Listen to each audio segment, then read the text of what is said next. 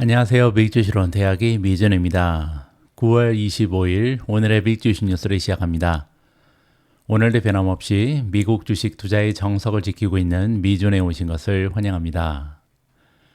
오늘은 오래간만에 제가 운영하고 있는 미존 멤버십 홍보를 좀 하겠습니다. 최근 들어서 제가 시킹알파라든지 초이스 스탁은 많이 노출을 해드렸는데요. 정작 제가 운영하고 있는 미존 멤버십에 대한 홍보는 좀 등한시했던 것 같습니다.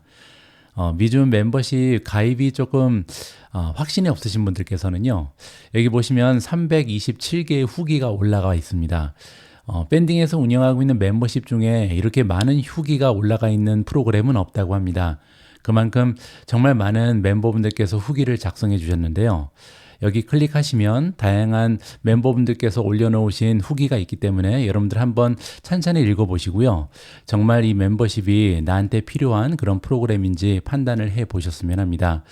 1개월씩 등록도 가능합니다. 여기 보시면 45,000원에 가입이 가능하시기 때문에 한 번쯤 가입해 보셔서 1개월 정도 이용해 보시면 그 가치를 여러분들께서 직접 실감할 수 있지 않을까 개인적으로 바람을 하고 있습니다. 자, 그러면 9월 25일 준비된 오늘의 빅 주식 뉴스 바로 시작합니다. 오늘도 어제 미국 증시의 시황부터 정리해 드리겠습니다. 가장 먼저 S&P 500 맵을 보시면요. 오늘 역시도 기분 좋은 색으로 물들어 있습니다. 물론 이제 어제 같은 경우는 떨어진 종목의 수도 만만치 않았는데요. 그럼에도 불구하고 올라간 종목의 수가 떨어진 종목의 수를 압도하는 모습을 보이고 있습니다. 이렇다 할 패턴이 보이진 않습니다. 전반적으로 혼조세가 발견이 되는데요. 하지만 다행인 부분은 최근 들어서 경기 순환주들이 계속해서 좋은 추세를 보이고 있다. 이 얘기는요. 미국 경제의 미래에 대해서 낙관적인 전망이 대두되고 있다. 이렇게 볼 수가 있는 거고요. 또 한 가지, 어제는 반도체가 일제히 상승을 했습니다. 최근 들어서 투자 자금이 조금씩 이탈하면서 반도체가 굉장히 약세를 보였는데요. 어제는 미국 증시의 대장주 엔비디아가 무려 4% 가까이 급등하면서 시장의 상승 추세를 이끌었다. 굉장히 반가운 소식이었습니다. 제가 누누이 말씀드리지만 이렇게 전반적으로 여러 종목이 한꺼번에 상승하는 것은요, 굉장히 중요합니다. 왜냐면요, 이렇게 여러 종목이 올라간다는 것은 결국은 시장에 자금이 추가적으로 유입되고 있다. 이렇게 긍정적으로 해석이 가능하거든요. 만약에 일부 종목만 상승하고 나머지는 떨어지게 되면요.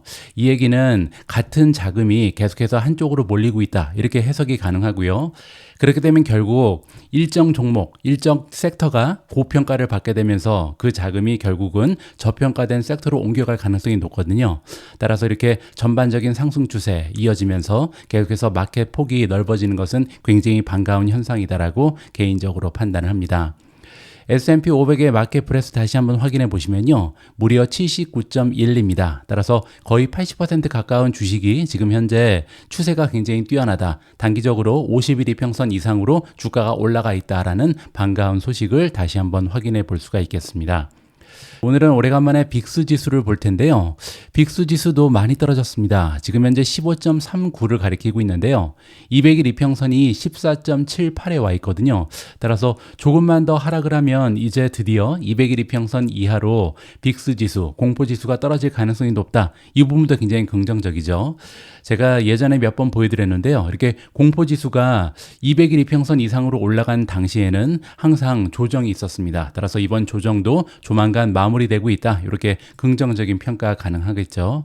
다음에는 Fear and Greed 인덱스입니다. 계속해서 상승하고 있는데요. 어제 65에서 오늘은 66까지 상승하면서 시장의 탐욕이 조금씩 확대되고 있다. 이 얘기는 긍정적으로 평가하면요.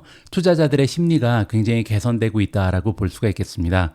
아직까지 극적인 탐욕까지는 많이 남았잖아요. 따라서 이럴 때는 상승 추세를 그냥 즐기면 된다라고 개인적으로 생각합니다.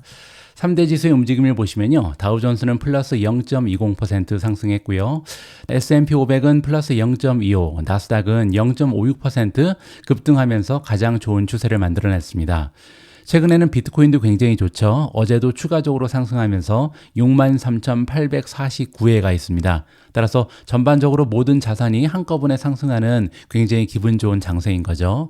소형주도 좋았습니다. 어제는 0.17% 상승했고요. 따라서 떨어진 인덱스가 거의 보이지 않는다. 이 부분은 긍정적으로 해석이 가능합니다. 어제 미준 탑픽 역시도 시장의 추세에 역하지 않는 좋은 추세를 만들어냈습니다. 가장 위쪽에 TSMC가 보이는데요. 4.13% 급등하면서 반도체 섹터의 급등 추세를 이끌었다. 이렇게 보시면 되고요. 두 번째로 엔비디아가 플러스 3.97, 거의 4% 가까이 좋은 추세를 만들어냈습니다. 우버가 세 번째로 좋았는데요. 플러스 3.65, B2 플러스 3.13, 제타 플러스 2.75, 앱 러빈 플러스 2.35. 테슬라가 요즘에 굉장히 좋은데요. 어제도 1.71% 추가적으로 상승하면서 이제 일주일 동안 10% 넘는 상승 추세를 만들어내고 있습니다. 브로드컴이 플러스 1.10% 상승했고요. AMD 플러스 1%, TNA가 0.39% 올라갔습니다. 비트코인이 플러스 0.36, 구글이 플러스 0.27, IWM이 플러스 0.17% 소폭으로 상승했고요. 어제 떨어진 종목이 세 종목 있었는데요. 메타가 마이너스 0.19, 마이크로소프트 마이너스 1%, 마지막으로 팔란티어는 어제 방송에서 제가 말씀드린 것처럼 좀 고평가됐다, 밸류에이션이 지나치게 올라갔다라는 분위기가 확산되면서 2.77% 하락을 했습니다.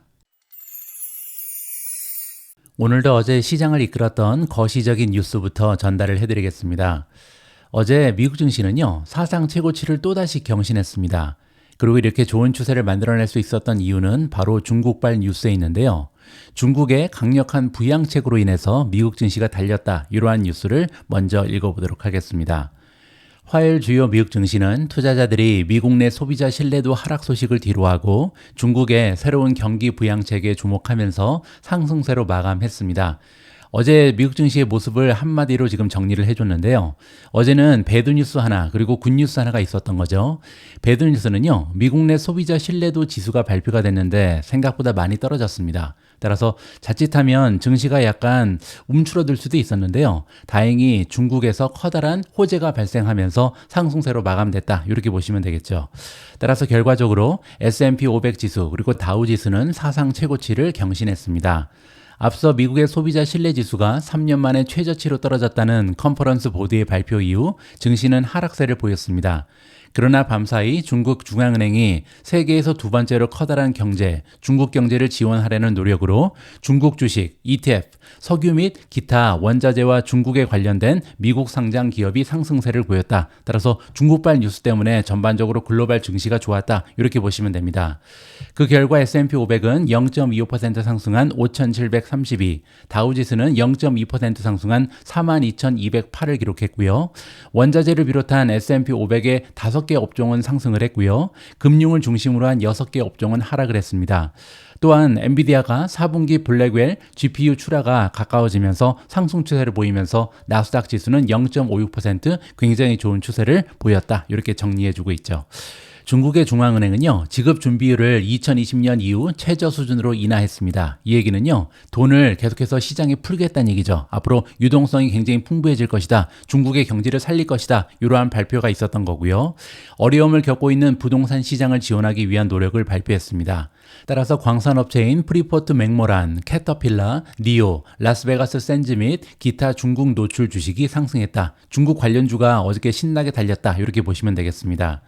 이번에 중국의 부양책 발표는요, 연방준비제도 이사회가 기준금리를 50bp 대폭 인하하고 추가 인하가 있을 것이라는 신호를 보낸 지 며칠 만에 나온 것이다. 따라서 며칠 전에는 미국에서 굉장히 좋은 뉴스가 있었고요. 이번에는 중국이 합류하면서 전반적으로 글로벌 경제가 향상될 가능성이 높다. 이러한 기대감에 올라가고 있는 거죠.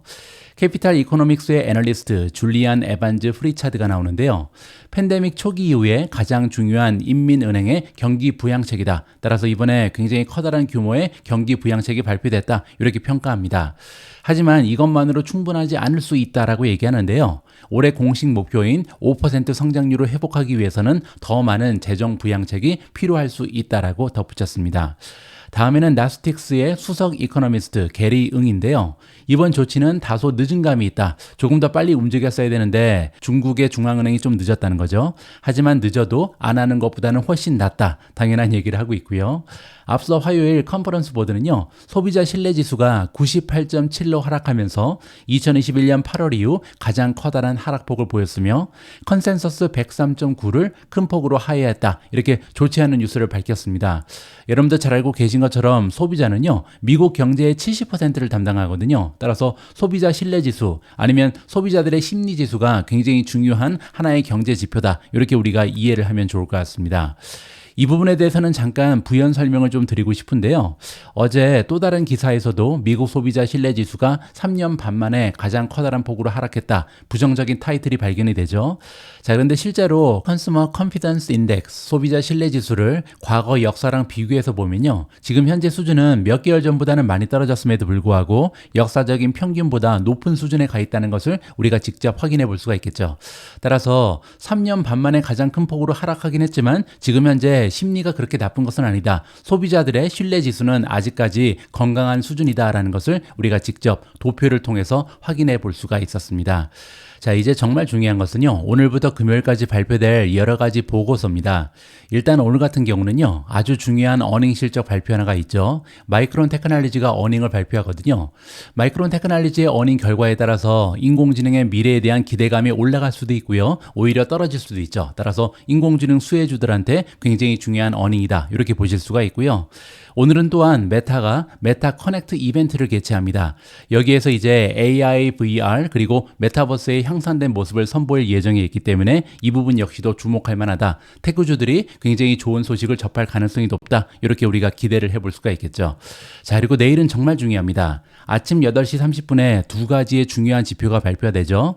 첫 번째는 국내 총생산 GDP가 드디어 발표 예정에 있고요. 두 번째로 신규 실업수당 청구 건수가 발표될 예정에 있습니다.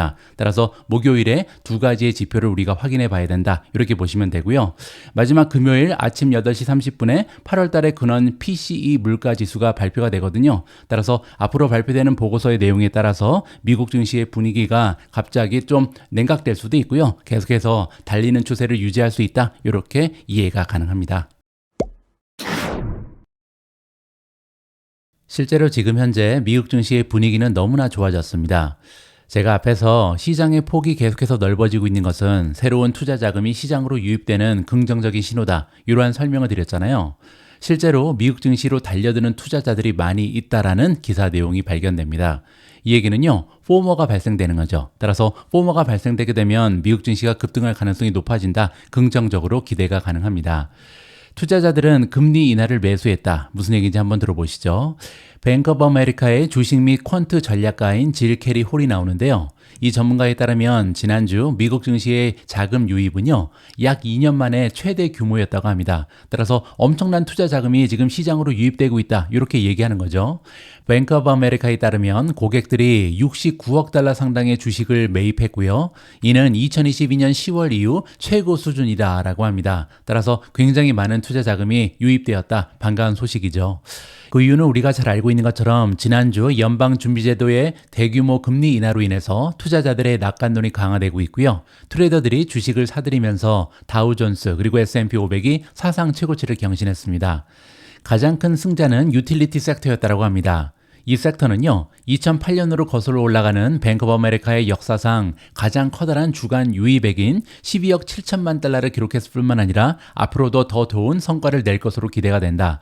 보통 유틸리티는 인기가 없는 섹터입니다. 따라서 이렇게 12억 7천만 달러가 단 한 주 만에 유입된 것은요, 2008년 이후에 전례 없는 일이다. 굉장한 일이 발생하고 있다. 이렇게 지금 얘기하는 거죠. 뱅크 오브 아메리카는요, 연준이 금리를 계속 낮추고 투자자들이 추가 금리 인하에 맞서 싸우면서 배당주 그리고 우량주를 선호한다. 이렇게 밝혔습니다. 지금 현재 투자자들이 가장 많이 사고 있는 게 배당주랑 우량주다. 이렇게 밝히고 있는 거죠. 유틸리티는 이미 올해 S&P 500 섹터 중에 최고 수익률을 기록한 섹터입니다. Utilities Select Sector SPDR 펀드가 나오는데요. 티커네임은 XLU입니다. 따라서 S&P 500에 속해져 있는 유틸리티 주식을 모아놓은 것을 유틸리티 섹터라고 그러고요. 이러한 유틸리티 섹터 지수를 추종하는 ETF다. 이렇게 보시면 되겠죠. 자, 그런데 이러한 XLU ETF는요. 투자자들이 데이터 센터 및 기타 인공지능과 관련된 인프라에 대한 지출 붐에 베팅을 하면서 2024년에 약 27%나 상승 추세를 보이고 있습니다. 잠깐 보여드리죠. 바로 이 ETF입니다. XLU고요. 지금 현재 1년간 26.2%라는 굉장히 좋은 상승 추세를 지켜내고 있습니다. 홀딩 잠깐 살펴보시죠. 홀딩으로 들어가서 탑 10을 보시면요. 가장 위쪽에 넥스트 에라 에너지가 있습니다. 전체 자금의 14.06%가 넥스트 에라 에너지에 들어가 있고요. 두 번째로 비중이 높은 종목은 서던 코 7.99%고요. 세 번째는 듀크 에너지죠. 7.31%, 네 번째가 콘스텔레이션, 다섯 번째가 아메리칸 일렉트릭 파워입니다. 전체 홀딩의 숫자를 보시면요. 34개입니다. 따라서 34개의 종목이 하나의 섹터를 이루고 이 지수를 추종하는 ETF가 바로 XLU다. 이렇게 이해가 가능하겠죠. 자, 그 밖에도 소비자 재량, 이미 소비재 섹터에도 기록에 가까운 자금이 유입되었다고 합니다. 총 17억 4천만 달러가 유입이 됐고요. 총 금액으로 봐서는 아까 유틸리티가 12억 7천이니까요. 이거보다도 훨씬 더 많은 자금이 지금 이미 소비재에 유입이 됐다. 이렇게 보시면 되겠죠. 뭐 그렇게 되면 테슬라 주가가 굉장히 좋은 추세를 보이고 있죠. 기술주 역시 강력한 매수세가 유입이 돼서 25억 달러 이상의 순매수를 기록했다. 따라서 절대값으로 보면요. 지금 현재 기술주에 가장 많은 자금이 들어왔다. 이렇게 볼 수가 있는데요. 상대적으로 시가총액이 크기 때문에 그 여파는 크지 않다. 이렇게 이해가 가능하겠죠. 어쨌든 중요한 것은요. 지난주에 이제 금리 인하가 발표되면서 가장 인기 있는 섹터는 세 가지다. 첫 번째 유틸리티, 두 번째 이미 소비재, 세 번째는 역시 테크주다. 이렇게 보시면 됩니다. 자, 반면 지난주 투자자들은요. 금융주, 부동산, 그리고 에너지 주식을 매도했다. 금리 인하가 나타나면서 이러한 주식은 지금 인기가 떨어졌다. 이러한 식으로 마무리가 가능합니다. 제가 어제 방송에서 최근에는 미준 방송이 톱니처럼 긍정적인 얘기만 한다 이렇게 말씀드렸는데요. 오늘도 미준의 톱니 방송은 계속됩니다. 떴다 강력 매수 신호 이런 제목의 기사인데요. 미국 증시에 강력한 매수 신호가 하나 더 등장했다고 합니다. 어떤 신호인지 반가운 소식을 한번 읽어보시죠. 더 많은 기업의 주식이 랠리에 참여함에 따라서 주목해야 할 주식시장 지표 하나가 매수 신호를 깜빡이고 있다고 합니다. 그냥 매수 신호도 아니고요. 강력 매수 신호입니다. 센티멘 트레이더의 수석 리서치 애널리스트 딘 크리스티안스가 나오는데요. 이 전문가에 따르면요. 맥클렐랜 서밋 지수의 급격한 상승은 과거에 거의 완벽에 가까울 정도로 S&P 500의 추가 상승을 예측하는 신호를 보내왔다고 합니다. 맥클렐랜 지수는요, 그 자체로 증시의 상승폭을 가늠하는 척도라고 합니다. 미국 증시가 상승할 때는 더 많은 종목이 랠리에 참여하면서 시장폭이 개선되는 경향이 있고 또한 증시가 하락할 때는요, 일반적으로 시장폭이 악화되거나 주식시장이 단순한 매도세를 보이고 있다는 뜻이다. 따라서 이거는요, 시장의 폭과 연관이 있는 지표 중에 하나다라는 것을 살펴볼 수가 있겠죠. 자, 그러면 이 지수가 어떻게 강력 매수 신호를 보내고 있는지 여기에서 한번 살펴보시죠. 기술 분석가들은요, S&P 500과 같은 지수 표면 아래에서 개별 주식들이 어떻게 움직이고 있는지 모니터링 하는데 맥클렐랜 서밋 지수를 주로 사용한다고 합니다. 이 얘기는 뭐냐면요. 지수가 상승한다고 해서 모든 종목이 동반 상승하는 건 아니잖아요. 따라서 시장 폭이 어떤지 확인하는 데 쓰는 그러한 지표가 맥클렐랜 서밋 지수다. 이렇게 이야기하는 겁니다. 따라서 지금 현재 상승 추세가 나타나고 있는데 이게 많은 종목들이 참여를 하는 건지 아니면 일부 종목이 이끄는 상승세인지 이게 굉장히 중요하다는 거죠. 미국 증시의 과거 역사를 보면요. 이 지표의 급격한 개선이 나타나게 되면 주식시장의 추가 상승을 거의 완벽하게 예측해 왔다라고 합니다. 이 지수가 갑자기 100 이하에 있다가 1000 이상으로 상승하게 되면요. 96%의 정확도로 향후 1년 동안 주가가 계속 상승하는 역사적 통계가 있었다고 합니다. 자, 그리고 한 가지 더 있는데요. 게다가 S&P 500 지수가 고점 2% 이내에서 이 지표가 트리거 되면요. 향후 1년간 그리고 향후 6개월간은요. 미국 증시가 상승할 확률이 역사적으로 봤을 때 100%라고 합니다. 그리고 중요한 것은요. 월요일에 이 신호가 깜빡였다. 여기 나와 있죠. 지금 현재 100 이하에 있던 맥클렐랜 서밋 지수가요. 갑자기 1000 이상으로 올라갔습니다. 따라서 굉장히 반가운 소식이 들려왔다. 엄청나게 좋은 신호가 떴다. 이렇게 지금 우리가 설명을 해볼 수가 있는 거죠. 미국 증시의 역사를 살펴보면요. 1980년 이후에 10번 이런 일이 발생했다고 합니다. 이런 일이라고 하는 것은요. 지금 S&P 500이 최고점에서 2% 이상 벗어나지 않는 굉장히 좋은 추세가 발견되고 게다가 맥클렐랜 서밋 지수가 100에서 갑자기 1000 이상으로 올라가는 거죠. 이런 일은 10번밖에 없었는데요. 매수 신호가 발동된 이후 평균 상승률을 보시면요. 6개월간 7.5% 그리고 1년간은 16.1%였습니다. 그리고 중간치 상승률은 6개월간은 9.3%, 그리고 1년간은 16.7%에 달했다. 자, 따라서 정리를 해보면요. 지금 현재 굉장히 드문 신호가 발생이 된 거죠. 따라서 지금 미국 증시가 최고점에서 2% 이내에 머물러 있는 굉장히 좋은 추세가 발견되는데요. 이러한 좋은 추세가 지금 굉장히 많은 종목들이 참여하면서 만들어진 것이다. 이러한 신호를 보내는 것이 바로 맥클렐랜 서밋 지수고요. 자, 이렇게 맥클렐랜 서밋 지수가 매수 신호를 발동한 이후에 100%의 확률을 가지고 6개월 이후에 그리고 1년 이후에 주가가 올라가 있는 경향이 있었고요. 그 상승률을 보시면요. 6개월 이후에는 7.5%에서 9.3% 정도 올라가 있을 것이다. 그리고 앞으로 1년간은요. 16% 이상 올라갈 확률이 높다. 이렇게 우리가 정리를 하면 좋을 것 같습니다. 화요일 S&P 500 지수는요. 14.36%포인트 상승한 5,732.93으로 마감을 했습니다. 그런데 이 수치는요. 2024년에 들어서만 41번째 사상 최고치를 경신한 셈이라고 합니다. 제가 어제 방송에서 이런 말씀을 드렸잖아요. 주식 투자할 때 자꾸만 싸게 사서 비싸게 팔 생각을 하면 주식 투자가 어려워질 수 있습니다. 가장 쉬운 방법은요. 비싼 주식을 사서 더 비싸게 파는 거다. 그만큼 이제 모멘텀이 얼마나 중요한지 우리가 상기할 수 있는 하나의 교훈이죠. 자, 여기 봐도 마찬가지입니다. 지금 현재 사상 최고치를 찍었으니까 주가가 많이 올라갔으니까 이제 팔아야지. 이러한 생각이 얼마나 위험한 건지 우리가 다시 한번 확인해 볼 수가 있는 거죠. 2024년만 들어서도 지금 41번째 사상 최고치를 경신하는 게 미국 주식이고요. 자, 이러한 상승 추세를 계속해서 지키면서 모멘텀을 모니터링할 필요가 있다라는 교훈을 다시 한번 얻게 됩니다. 다음에는 엔비디아 관련된 소식을 준비했습니다. 작년의 상황을 좀 되돌아보면요. 테슬라 주식이 굉장히 부진한 모습을 보일 때 많은 투자자들이 테슬라는 그래도 괜찮을 거야. 그러면서 주식을 계속해서 지켜나가고 떨어질 때마다 줍줍을 했습니다. 하지만 결론적으로 이러한 전략은 실패를 했죠. 왜냐하면 굉장히 장기간 동안 테슬라 주가는 떨어지고 횡보를 거듭했잖아요. 자, 최근에 엔비디아 주식이 좀 부진한 모습을 보이고 있습니다. 그래서 많은 투자자들이 작년의 교훈을 좀 떠올리면서 그러면 테슬라처럼 엔비디아 주식도 1년 넘게 좀 횡보하거나 떨어지면 어떡하지? 이러한 걱정을 가지고 계신 것 같습니다. 그런데 제가 보기에는요. 테슬라 주식과 엔비디아는 커다란 차이점 하나가 있습니다. 제가 누누이 말씀드린 것처럼 주가는요. 실적 곱하기 멀티플이잖아요. 작년 테슬라 같은 경우는 실적이 실제적으로 하락을 했죠. 따라서 실적이 떨어지면서 멀티플이 동반 하락하면서 주가의 흐름이 좋지가 않았는데요. 엔비디아가 최근에 좀 부진한 이유는 사실상 실적과는 관계가 없죠. 계속해서 실적은 강력한 추세를 보이는데 그럼에도 불구하고 분위기가 즉 미래에 대한 기대감이 약간 좀 불안감이 생기면서 주가가 하락을 했었다. 이렇게 보시면 됩니다. 그 얘기는요. 심리를 상승시킬 수 있는 뉴스가 발표되면 즉각적으로 주식이 반응을 할 가능성이 높다. 이렇게 해석이 가능한 거죠. 실제로 어제 같은 경우는요. 젠순환 관련된 주식의 펀더멘털과는 관계없는 뉴스가 발표됐는데 심리가 상승되면서 굉장히 큰 폭으로 상승 추세를 만들어냈습니다. 젠순환이 엔비디아 주식 매도를 끝냈다라는 반가운 소식인데요. 무슨 얘기인지 한번 들어보시죠.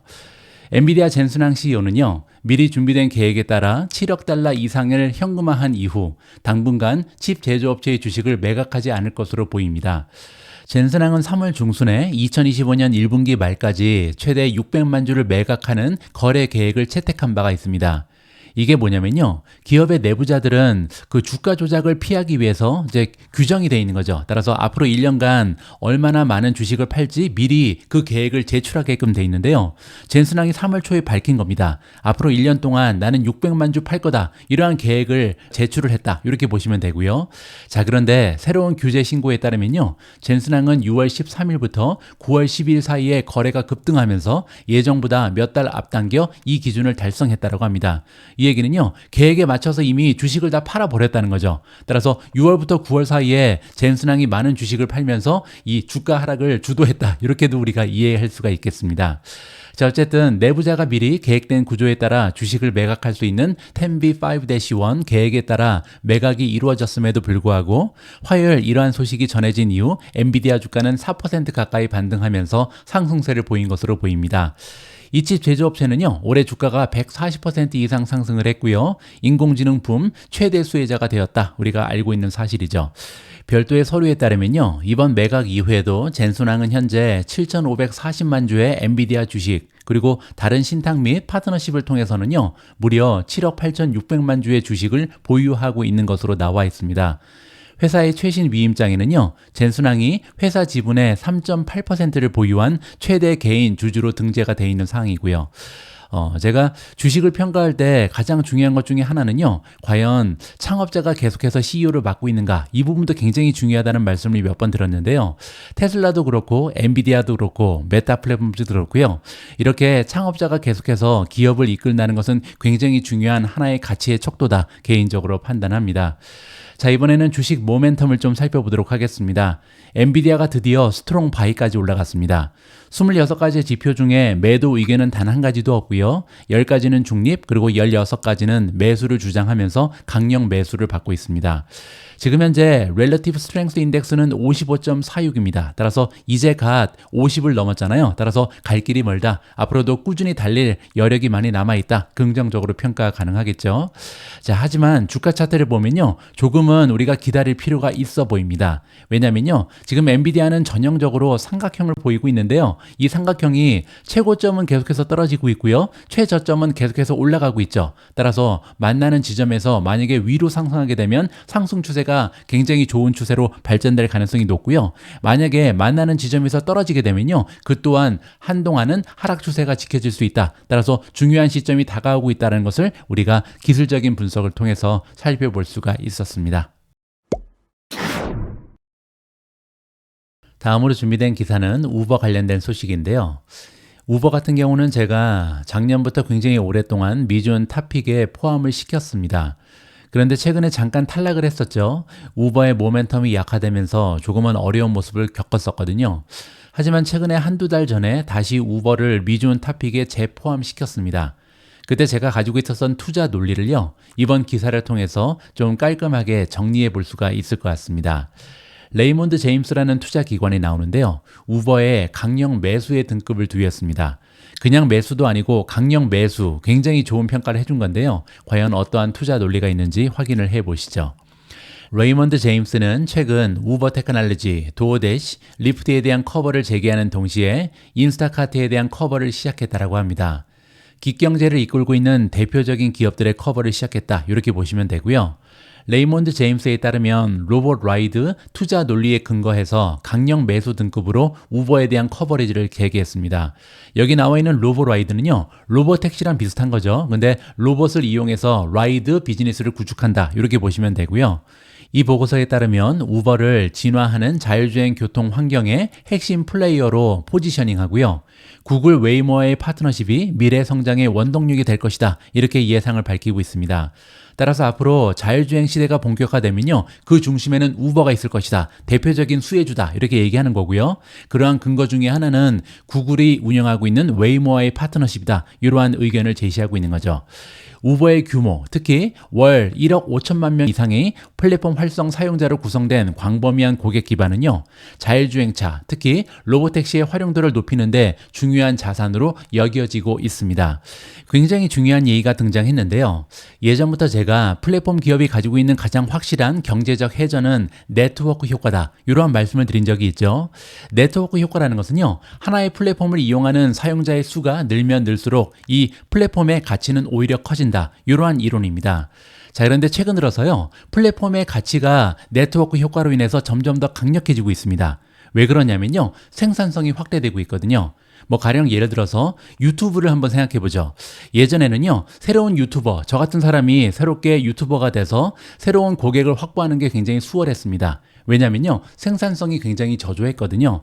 다른 유튜버들이 일주일에 하나씩 올릴 때 저는 매일매일 이런 영상을 올리게 되면 조금 더 노출이 많이 되고요, 많은 구독자를 확보할 수 있는 이런 힘이 있었습니다. 그런데 최근 들어서는요, 굉장히 영상 하나를 만드는 게 쉬워졌죠. 인공지능도 발전을 하고 있고, 또 최근에는요, 여러 가지 소프트웨어가 다양하게 개발되면서 유튜버들의 생산성이 증가되고 있습니다. 그 얘기는요, 어떤 경우에는 굉장히 잘 나가는 유튜버들은 하루에 2개, 3개 정도의 영상을 쉽게 뚝딱뚝딱 만들어냅니다. 따라서 새롭게 등장하는 사람이 이러한 기존의 강자를 제끼고 새롭게 유튜버가 되는 것은 굉장히 어려워지고 있거든요. 플랫폼이 바로 그렇습니다. 이제 우버라는 대기업이 하나 있는데 다른 기업들이 등장을 해서 경쟁을 할 거 아니에요. 그런데 가면 갈수록 생산성이 올라갑니다. 뭐 예를 들어서 자율주행차의 시대가 도래하게 되면요, 그때부터는 정말 엄청나게 빠른 생산성의 증대가 예상이 되는 거죠. 그렇게 되면요, 지금에는 경쟁을 한번 해볼 만한데 나중에 가면요, 우버랑 경쟁할 수 있는 기업은 존재하지 않을 가능성이 굉장히 높아집니다. 왜냐하면 거대한 네트워크 효과를 활용하면서 이제 생산성과 효율성을 극대화시키면서 요금을 굉장히 크게 하락시킬 가능성이 높죠. 그렇게 되면 다른 플랫폼들은 다 망할 가능성도 있다. 이러한 식으로 우리가 네트워크 효과의 강화 현상을 이해해 볼 필요가 있습니다. 그뿐만이 아닙니다. 아직 로보택시는 시작도 안 했는데요, 우버의 매출은 꾸준히 성장하고 있습니다. 2024년에는 434억 2천만 달러, 2025년에는 509억 4천만 달러에 달할 것으로 예상이 되고요. 그렇게 되면 각각 전년 대비 16.5% 그리고 17.3%의 성장률을 기록할 것으로 전망이 나와 있습니다. 가면 갈수록 성장률이 가속화된다는 것을 볼 수가 있겠죠. 그리고 조정 에비타 수익은요, 2024년 64억 5천만 달러에서 2025년에는 88억 6천만 달러로 무려 37% 이상 증가할 예정입니다. 그렇게 되면 우버의 수익성 증가를 입증하게 된다. 따라서 가면 갈수록 투자자들의 신뢰를 얻을 수 있다. 이렇게 정리가 가능하겠죠. 자, 그리고 또한 웨이모와의 파트너십에 힘입어서 우버의 자율주행 차량이 확대됨에 따라 자율주행 차량 공유수 차량의 네트워크 효율성과 이용률 향상에 따라서 매출은요, 1%에서 2% 추가적으로 증가할 것으로 예상이 나와 있습니다. 우리가 알고 있는 것처럼 아직까지 자율주행 시대는 본격적으로 시작도 하지 않았죠. 그럼에도 불구하고 매출이 1%에서 2% 증가할 가능성이 있다는 겁니다. 여러분들 기억하실 텐데요, 최근에 이제 우버의 주가가 조금 떨어진 적이 있습니다. 한 2년 전이죠. 그때 가장 중요한 이슈가 뭐였냐면요, 운전자가 모자랐습니다. 따라서 운전자를 확보하기 위해서 굉장히 좀 베네핏도 늘리고 페이를 늘릴 수밖에 없었죠. 안 그러면 이제 리프트 같은데 운전자를 뺏기게 되잖아요. 조만간 자율주행이 도입이 되게 되면요, 이러한 걱정이 없어지게 되는 거죠. 그렇게 되면 수많은 새로운 자율주행 차를 영입을 할 수 있는 거고요, 우버의 네트워크 효과는 무한정 확대될 가능성도 있다. 굉장히 긍정적인 전망이 가능합니다. 자, 이러한 잠재적인 매출 증가를 통해서 우버는 교통 분야 차세대 기술 혁신을 주도할 가능성이 있다. 굉장히 무서운 미래가 좀 예측이 되는 거고요. 결국 우버의 장기적인 성공의 열쇠는요, 우버 이츠 및 우버 프라이트 같은 핵심 비즈니스에서 강력한 성과를 유지해야겠죠. 언제까지 그래야 되냐면요, 자율주행이 본격화될 때까지는 계속해서 현재 존재하는 비즈니스를 유지해야 됩니다. 네트워크의 효과를 계속해서 유지해야 된다는 거죠. 자, 이렇게 네트워크의 크기를 유지만 할 수 있다면 나중에 자율주행이 증가하면서 결국은 엄청난 효과를 발휘할 수 있다. 이렇게 저는 기대를 하고 있습니다. 레이몬드 제임스는 특히 우버 1과 2와 같은 비핵심 서비스에서요, 우버의 비우버 X 채택률, 그러니까 우버 X 외에 다른 채택률이 계속 증가할 것으로 확신하고 있습니다. 이 부분은 제가 잠깐 보여드리죠. 제가 저의 스마트폰과 연결을 좀 시켜놨는데요. 지금 화면에 나와 있는 이게 바로 우버 앱입니다. 우버 앱에 들어가서 우리가 어디 갈지 결정을 좀 해보죠. 저희 집에서 한 10분 정도 가면 기차역이 있습니다. 캠브리지 레일웨이 스테이션으로 한번 떠나보도록 하죠. 자, 이렇게 목적지를 설정하게 되면요, 우리가 이용할 수 있는 여러 가지 서비스가 다양하게 전시가 됩니다. 보시는 것처럼 가장 위에 우버 X가 있는데요, 가장 저렴한 버전이죠. 4.63달러를 내면, 4.63파운드를 내면 지금 기차역까지 갈 수 있다, 이렇게 나와 있는데요. 그 밑에 컴포트가 있죠. 조금 더 편안한 버전은 5.89파운드고요. 그리고 우버 XL이 있습니다. 이거는 조금 더 대형 차량이다, 이렇게 보시면 되고요. 7파운드 정도를 줘야 우리가 이용할 수 있는 거고요. 가장 마지막에 이규젝티브 XXL이 있죠. 이거는 굉장히 좋은 차다, 럭셔리카다, 이렇게 보시면 되고요. 8.24파운드를 내야 이용이 가능합니다. 따라서 2배 정도를 지불해야 되는 거죠. 이런 식으로 다양한 업셀링이 가능한 것이 우버의 앱인데요. 앞으로 가면 갈수록 이러한 업셀링이 조금 더 많은 성과를 얻을 것이다, 이렇게 지금 주장을 하는 거죠. 자, 또한 현재 배달 예약 금액에서 광고가 차지하는 비중은 1.5% 미만에 불과하다. 하지만 우버가 광고 분야에서 추가적인 수익화 방안을 모색함에 따라서 상당한 성장의 여지가 있다라고 이야기합니다. 저는 광고 부분도 굉장히 긍정적으로 평가합니다. 물론 지금은요, 전체 매출에서 1.5%도 되지 않는 굉장히 작은 포션이긴 합니다. 하지만 첫 번째로 시작한 지 얼마 되지 않았거든요. 따라서 광고의 활성화가 되기에는 조금 더 노하우가 쌓여야 된다, 이렇게 판단을 하고 있고요. 두 번째는 아까 말씀드린 것처럼 네트워크 효과가 확산되면요, 결국은 우버와 다른 플랫폼의 경쟁이 약화될 수밖에 없겠죠. 그렇게 되면요, 우버라는 기업의 규모가 커질 수밖에 없고 점점 더 우버 내에 존재하는 소상인들의 경쟁이 가열화될 수밖에 없다. 그렇게 되면요, 광고를 하고자 하는 업체들이 많아지는 거죠. 그러면서 광고 분야에서 많은 혜택을 받을 수 있는 것이 우버가 구축하고 있는 플랫폼 효과다. 저는 개인적으로 판단을 하고 있습니다. 오늘 마지막으로 준비된 기사는 TNA 관련된 소식입니다. TNA는 디렉시온 데일리 스몰캡 불3 타임즈 쉐어즈 ETF죠. 자, 이 TNA가요, 이번에 배당금을 상향 조정한다라는 굉장히 반가운 소식입니다. TNA의 분기 배당금이 발표됐는데요. 0.1529달러가 발표가 됐습니다. 지난 분기에는 0.15였기 때문에 1.9% 상승한다, 이렇게 보실 수가 있고요. 다음으로 배당률을 보시면요, 무려 1.39%가 나와 있는데요. 1.39%가 어떻게 나오는지 잠깐 계산을 해 보시죠. 분기에 나누어주는 배당금이 0.1529가 나와 있죠. 0.1529 찍으시고요. 그리고 이거는 분기입니다. 따라서 1년에 4번을 받을 수가 있잖아요. 곱하기 4를 해야겠죠. 그렇게 되면 1년간 우리가 받을 수 있는 배당금은요, 0.6116이 나옵니다.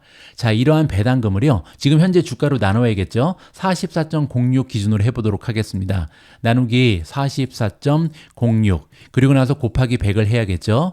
자, 이렇게 되면요, 배당률이 표시가 되는데 1.388입니다. 따라서 반올림에서 1.39다, 이렇게 보시면 되겠죠. 자, 그리고 페이어블이 나오는데요, 지급일이라고 보시면 됩니다. 배당금은 10월 1일 날 지급이 되고요. 가장 중요한 X 디비던드는 9월 24일이다. X는 베타적이죠. 따라서 9월 24일 날 TNA를 매수한다 하더라도 배당금을 이번 분기에는 받을 수 없다, 이렇게 보시면 되고요. 반대로 지금 TNA 주주가 만약에 9월 24일 날 주식을 매도하게 되면요, 그래도 배당금은 받는다, 이렇게 이해가 가능합니다. 자, 밑에 보시면 TNA 배당의 퀀트 등급이 나와 있는데요. A를 받고 있습니다. 그만큼 배당주로도 매력이 있다, 이렇게 볼 수가 있겠죠. 가장 위에 디비던드 1, 2가 나오는데요. 배당률이죠. 배당률이 지금 0.94로 표시가 되는데요. 어제 배당금 상승 소식이 들렸기 때문에 이게 1.39로 올라간다, 이렇게 보시면 됩니다.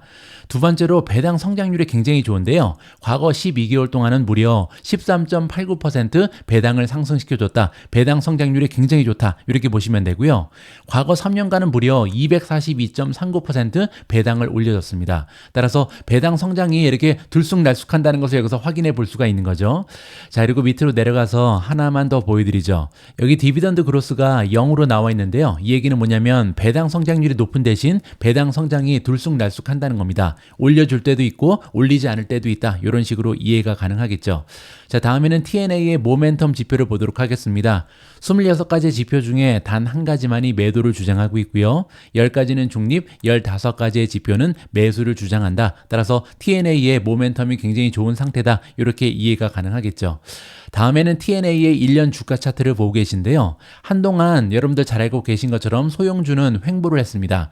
그리고 최근에 이러한 횡보가 깨졌죠. 근데 TNA 같은 경우는요, 아무래도 레버리지를 사용하는 그런 ETF이기 때문에 좀 한번 떨어지게 되면 많이 떨어집니다. 그러면서 다시 박스권 아래까지 떨어진 적도 있고요. 지금은 박스권 위로 올라가 있는 상황입니다. 따라서 여기 보시면 한 42.66에서 43.75 사이에 지금 걸쳐져 있는데요. 여기에서 반등을 다시 하면서 위로 상승하는가, 굉장히 중요한 기술적인 순간에 도착해 있다, 저는 개인적으로 판단을 하고 있습니다. 9월 25일 오늘의 빅 주식 뉴스는 여기까지입니다. 오늘 방송도 마지막까지 시청해 주셔서 감사합니다. 제가 어제 방송에 잠깐 언급드렸는데요. 내일 목요일 날은요, 초이스 스탁에 40% 할인 링크를 공유해 드릴 수 있을 것 같습니다. 미준 구독자분들 중에 상당히 많은 분들께서 초이스 스탁의 기능에 좀 매료가 되신 것 같습니다. 그래서 많은 분들께서 기다리고 계신데요. 내일부터는 정가에서 40% 할인된 가격으로 멤버가 되실 수 있는 링크를 공유해 드리겠다, 이렇게 약속드리면서 오늘 방송을 마무리 짓도록 하겠습니다. 우리 모두가 미국 주식 투자로 은퇴하는 그날까지 다 함께 화이팅입니다. 행복한 하루 되세요. 감사합니다.